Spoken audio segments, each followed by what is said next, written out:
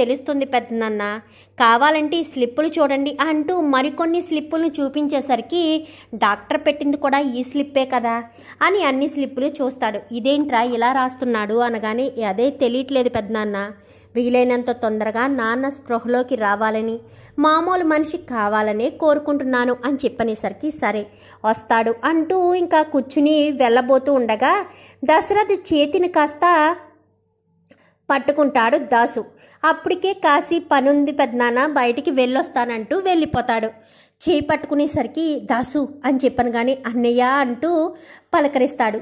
దాసు నువ్వు మామూలు మనిషివయ్యావా అనగానే అయ్యానన్నయ్య అని చెప్పనేసరికి మరి అప్పుడప్పుడు గతం మర్చిపోతున్నావు అని చెప్పను కానీ అది తర్వాత విషయం అన్నయ్య, నీకు అర్జెంటుగా ఒక విషయం చెప్పాలి, నేను నిజం మర్చిపోకూడదన్నయ్య, నీకు చెప్పేయాలి, మళ్ళీ నేను స్పృహ కోల్పోతాను అంటూ చాలా కంగారుగా ఉండేసరికి సౌండ్ వస్తుంటే మామూలు మనిషి అయిపోతున్నాడు అని చెప్పాడు కదా అని గబగబా వెళ్ళి తలుపు వేస్తాడు. తలుపు వేసేసరికి చెప్పు దాసు చెప్పు అనగానే అన్నయ్య ఆ రోజు నన్ను కొట్టింది జోష్న అని చెప్పాను కానీ నాకు తెలుసు, నేను కాపాడింది నేనే అనగానే అది అసలు ఎందుకు నన్ను జోష్న కొట్టిందో తెలుసా?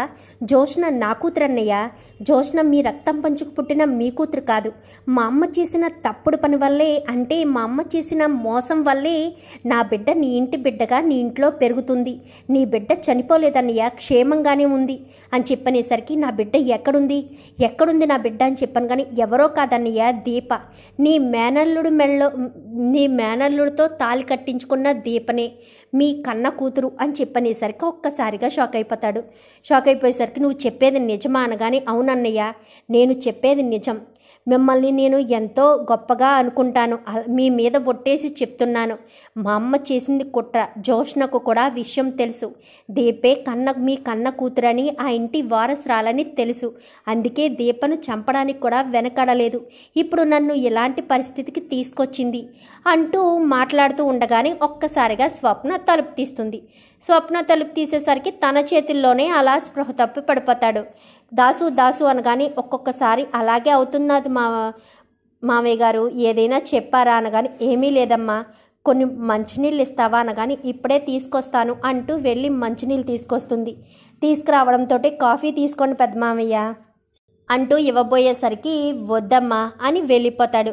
అదేంటి ఇప్పుడు వరకు బాగానే ఉన్నారు కదా, ఇప్పుడేమయ్యింది అనుకుంటూ వెళ్ళిపోయి ఒక చోట కూర్చుని జరిగిన విషయాలన్నీ, అంటే ఇంట్లో జరిగిన విషయాలన్నీ కూడా రివైండ్ చేసుకుని ఒకటికి రెండు ఆలోచించుకుంటూ ఉంటాడు. ఇంకా ఇక్కడ దాసు చెప్పింది అది ఒకటేనని క్లారిటీ వచ్చేస్తుంది. నా మీద ఒట్టేసి దాసు ఎందుకు అబద్ధం చెప్తాడు, దాసు చెప్పిందే నిజం అని తెలుసుకుని నేరుగా దీప వాళ్ళ ఇంటికి వెళ్తాడు.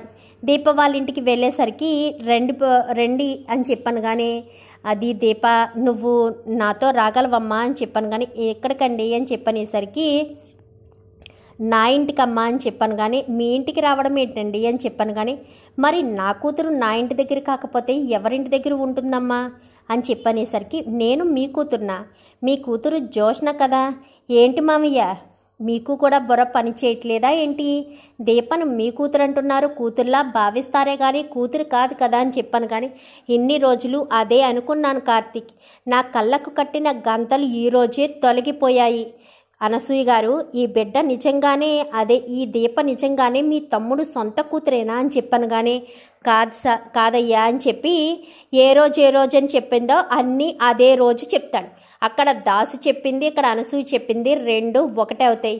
ఏంటత్తయ్య నేను కుబేర్ కూతురుని కాదా అని చెప్పాను కానీ కాదు, కుబేర్కి దొరికిన కూతురువి అని చెప్పనేసరికి అయితే నా తల్లిదండ్రులు ఎవరు అనగాని నీ తల్లిదండ్రులు మేమే, నువ్వు ఆ ఇంటి వారసురాలివి, శివనారాయణ గారి మనవరాలివి అని చెప్పాను కానీ మరి దీప శివనారాయణ గారి మనవరాలైతే జోష్న అనగానే పారిజాతం మనవరాలు అని చెప్పనేసరికి ఒక్కసారిగా విషయం అంతా అర్థమవుతుంది కార్తీక్. అందుకోసమేనా నాకు ఇష్టం లేకపోయినా కానీ జోష్న నాకు ఇచ్చి పెళ్లి చేయాలని చూసింది పారు, మాటకు ముందోసారి మాట తర్వాత ఒకసారి నా మనవరాలు అంటూ అంత ప్రేమ చూపిస్తే పెంచిన ప్రేమ బంధం అనుకున్నాను, రక్త సంబంధమని అస్సలు అనుకోలేదు అని చెప్పనేసరికి పద కార్తీక్ మన ఇంటికి మనం వెళ్దాం, వాళ్ళెవరొచ్చి మన ఇంట్లో ఉండడం ఏంటి మనం బయట ఉండడం ఏంటి అని చెప్పాను కానీ వద్దు మామయ్య అని చెప్పనేసరికి, లేదు మీ తాతకు నిజం తెలియాలి, ఆ కళ్ళకు కట్టిన పొరలు తొలగిపోవాలి, ఇంటికి వెళ్ళి నిజం బయట పెట్టాలి అని చెప్పనేసరికి, రెండనగానే కార్తీక్ని దీపని ఇద్దరిని తీసుకుని దశరథ్ కాస్త ఇంటికి వెళ్తాడు. ఇంటికి వెళ్ళి ఇద్దరు గుమ్మంలో నిలబడగానే సుమిత్ర వెళ్ళి వాళ్ళకి హారతి ఇచ్చి తీసుకురా అని చెప్పనేసరికి, సరేనండి అనగానే, వాళ్ళకి హారతి ఇచ్చి తీసుకురావడం ఏంట్రా అని చెప్పనగానే, వాళ్ళు నా అల్లుడు నా కూతురు కాబట్టి అని చెప్పనేసరికి ఒక్కసారిగా జోష్న షాక్ అయిపోతుంది. అదేంటి అల్లుడు కూతురు అంటున్నారు, నిజం తెలిసిపోయిందా ఏంటి అంటూ టెన్షన్ పడుతూ ఉండగా, ఏంటి జోష్న నిజం తెలిసిపోయిందా అని టెన్షన్ పడుతున్నావా? నీకు మాత్రమే తెలిసిన నిజం నాకెలా తెలిసింది అనుకున్నావా? ఒక మనిషిని చంపాలని ప్రయత్నించావు, ఆ మనిషి కాస్త బ్రతికి నాకు నిజం చెప్పాడు అని చెప్పనేసరికి, ఏంటి దశరథ నా మనవరాలు మనిషిని చంపడం ఏంటి? నీ మనవరాలే పిన్ని, నీ మనవరాలే, నీ కొడుకు దాసుకు పుట్టిన కూతురే కదా, ఆ కూతురే తన తండ్రిని చంపడానికి కూడా వెనకాడలేదు ఆస్తి కోసం అని చెప్పనేసరికి, ఏం మాట్లాడుతున్నావు దశరథ అని చెప్పాను. కానీ అవునన్నా, ఇన్నాళ్ళు గత 25 సంవత్సరాల నుంచి మన కళ్ళకు గంతలు కట్టి ఈ నానమ్మ మనవరాలు మనతో ఆడుకుంటున్నారు నాన్న. ఈ జోష్న మన ఇంటి వారసురాలు అనుకుంటున్నావా? ఆ దాసు కూతురు అంటే పారిజాతం గారి మనవరాలు అని చెప్పనేసరికి ఒక్కసారిగా శివనారాయణ అలా నిలబడిపోతాడు. ఏంటి దశరథ ఏం మాట్లాడుతున్నావు అనగాని, అవునన్నా, నువ్వేమో మంచి జీవితాన్ని ఇద్దామని ఈ పారిజాతాన్ని తీసుకొచ్చి నువ్వు పెళ్లి చేసుకుని మాకు పిన్నిగా చేశావు. ఈవిడేమో ఎక్కడైతే తిండి తింటుందో అక్కడే విషం కక్కాలన్న ఉద్దేశంతో ఈ ఇంటి తిన్న ఉప్పు విశ్వాసం కూడా లేకుండా మన ఇంటి వారసురాల్ని రోడ్డు పాలు చేసి తన మనవరాల్ని కాస్త తీసుకొచ్చి ఈ ఇంటి వారసురాల్ని చేసింది.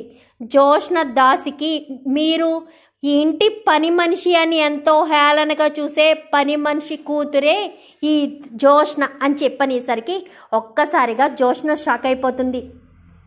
ఇంకా పారిజాతం చెంప చెల్లు అనిపిస్తుంది. సుమిత్ర, ఎంత నమ్మక ద్రోహం చేస్తారా? మీకు మంచి జీవితాన్ని ఇచ్చినందుకు నా కూతుర్ని నా నుంచి దూరం చేస్తారా? రామ్మ దీప అంటూ దీప కార్తీక్ హారతి ఇచ్చి లోపలికి తీసుకొస్తారు. తీసుకొచ్చిన తర్వాత వెళ్ళు, ఇక్కడ ఒక్క క్షణం కూడా ఉండడానికి వీల్లేదు, నడవే బయటికి అంటూ దశరథే బయటికి గెంటేస్తాడు. ఎందుకంటే ఇక్కడ 2 విషయాలు దశరథ్ బాగా ఆలోచిస్తాడు. ఒకటి మోసం చేయడం, మనిషిని చంపడానికి కూడా వెనకాడకపోవడం, అందులోనూ తన కూతుర్ని చంపడానికి ప్రయత్నాలు చేయడంతో దశరథకు చాలా కోపం వస్తుంది. శివనారాయణ అసలు నోరెత్తి మాట్లాడకుండా అలాగే సోఫాలో కూలబడిపోతాడు. ఏవండి నేను చేసిన తప్పండి అనగానే ఇంకా శివనారాయణ పారిజాతం చెంప చెల్లు మనిపిస్తాడు. నోరు మూసుకుని నా ఇంటి నుంచి బయటికి నడవవే అంటూ గట్టిగా మాట్లాడేసరికి ఒక్కసారిగా వణికిపోతుంది. వెళ్ళు పిన్ని, మీ వయసుకి మర్యాద ఇచ్చి మాట్లాడుతున్నాను, దయచేసి మీ మనవరాలను తీసుకుని నా కళ్ళ ముందు నుంచి వెళ్ళిపోండి అని చెప్పనేసరికి, లేదు డాడీ నేను ఇక్కడే ఉంటాను, ఎవరే నీకు డాడీ అంటూ వెంటనే గుమ్మం బయటికి తోసేస్తాడు. ఒక్కసారిగా పారిజాతం గబగబా వెళ్ళి, లేగమ్మా, మనకు ఈ ఇంటితో ఈ రోజుతో రుణం తీరిపోయిందనగానే, ఈ ఇంటి దరిదాపుల్లోకి వచ్చారంటే మాత్రం మర్యాదగా ఉండదు. నా కూతుర్ని చంపాలని చూస్తారా? మీరు ఎంతకైనా దిగజారిపోతారే. నా కూతురేంటి కన్న తండ్రిని చంపడానికి వెనకాడలేదు ఈ పాపిష్టిది. అలాంటిది నా ఇంటి బిడ్డను చంపడానికి ఎందుకు వెనకాడుతుంది? ఆస్తి కోసం డబ్బు కోసం అన్నీ చేసేస్తారా? ఎంత హీనంగా ఎంత దారుణంగా బ్రతుకుతారా? ఎక్కడికి పోతాయి బుద్ధులు? నానమ్మది అదే బుద్ధి, మనవరాలది అదే బుద్ధి. చిచ్చి, మీ మొహాలు చూస్తేనే అసహ్యంగా ఉంది. సుమిత్ర, వెళ్ళి ఆ తలుపు వేసేసేయ్, ఆ మొహాలు చూడాలంటేనే విరక్తి కలుగుతుంది అంటూ దశరథ్ అనేసరికి సుమిత్ర కాస్త వెళ్ళి మెయిన్ డోర్ అయితే క్లోజ్ చేసేస్తుంది. చూద్దాం మరి రాబోయే ఎపిసోడ్స్లో ఇలాగే జరగాలని మీరు కూడా కోరుకుంటే వీడియో నచ్చితే లైక్ చేయండి, ఛానల్ని సబ్స్క్రైబ్ చేసుకోండి, పక్కనే ఉన్న బెల్ సింబల్లో ఆల్ పై క్లిక్ చేయండి. ఎలా చేయడం వల్ల అందరికంటే ముందుగా చూడవచ్చు.